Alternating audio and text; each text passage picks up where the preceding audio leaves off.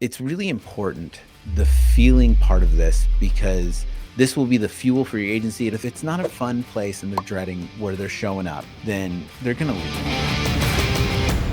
Well, hello there, insurance dudes and dudettes. It's Jason Feltman. I am back this week. Thought a lot about what we talked about last week with, leading with data, making decisions with feelings, that we need to flip that. But I wanted to take it one step deeper because I think that there's a lot to this whole concept. And I wanted to talk about the 3 feelings that will change your agency completely. And if you really focus in these 3 areas and create a feeling in these 3 areas, that this will be the fuel for your agency, it'll be the fuel for your team, and you guys will just dominate. So I want to talk more about the way we feel leads to our actions. What we feel like doing is usually what we do, and then what we do, we tend to get a result based on those actions that we do, right? So the 3 areas that we need to really focus on every day to make sure that the feeling's there is, the first one is what we do for prospecting. When we prospect, the best way, there's 2 ways to convince somebody to buy a policy. One is beating them to death with information, right? We just tell them, oh, this is on the policy, and you get this, and let's just do it today. And you're trying to convince them.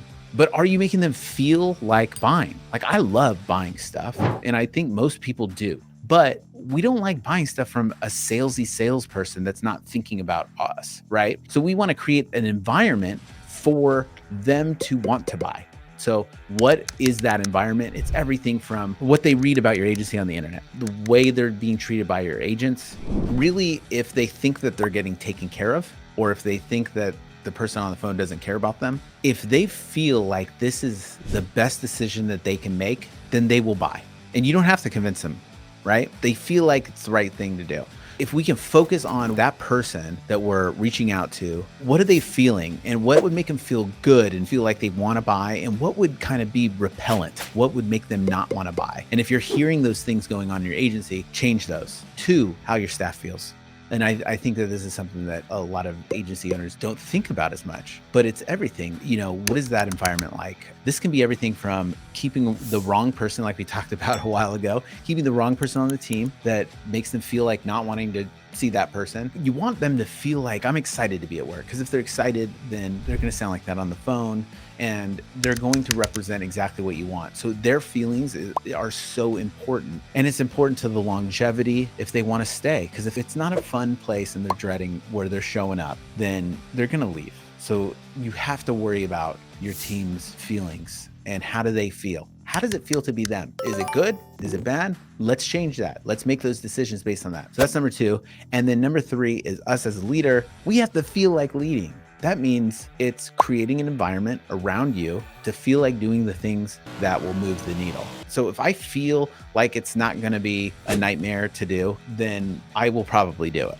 So if you create a really good feeling, you lower the barrier to entry to do the things that will give you the results that you want. So we have to create an environment for us to feel like leading, whether it means, showing up on those meetings, showing up in a good mood.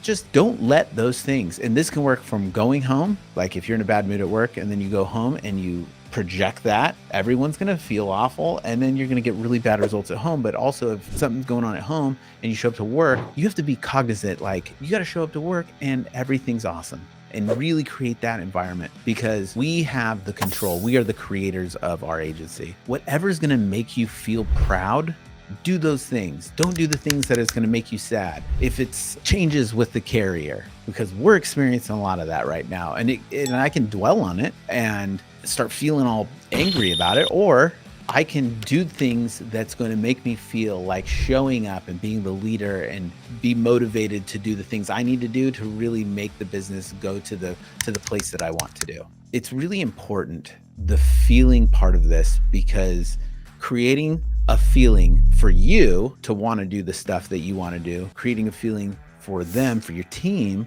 to be able to thrive, and then creating a feeling for your clients to want to stay. If those 3 things are met, you're going to have no issues in your agency. Now, we need to start thinking about the things that make us feel like doing actions that create the results that we want, and then The actions that don't create the results we want, we have to create an environment that it feels really difficult to do those things. So you move away from doing that and towards the things that you want to do. That's that's a lot. It's so simple, but it's one of those things that I think that we don't think about as much, and we need to. And I thought a lot about it over the last week, and I think like looking at it in that lens can change a lot of the way you do things for the better. And I think that's a playbook.